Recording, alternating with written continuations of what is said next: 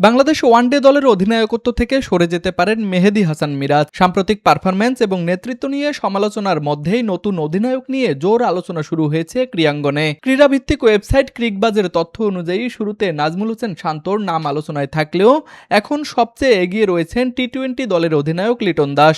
সবকিছু ঠিক থাকলে ওয়ানডে দলের নেতৃত্বেও তার নাম উঠে আসতে পারে। আগামী 29 জুলাই বাংলাদেশ ক্রিকেট বোর্ডের বোর্ড সভায় অধিনায়ক পরিবর্তনের বিষয়ে চূড়ান্ত সিদ্ধান্ত আসতে পারে।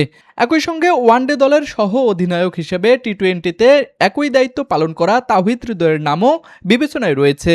সম্প্রতি লিটন দাসের অনুপস্থিতিতে তাওহিদ হৃদয়ের নেতৃত্বে জিম্বাবুয়ের বিপক্ষে টি-20 সিরিজ জিতেছে বাংলাদেশ। অন্যদিকে জিম্বাবুয়ের বিপক্ষে ওয়ানডে সিরিজে পরাজয়ের পর থেকে মিরাজের অধিনায়কত্ব নিয়ে সমালোচনা আরও জোরালো হয়।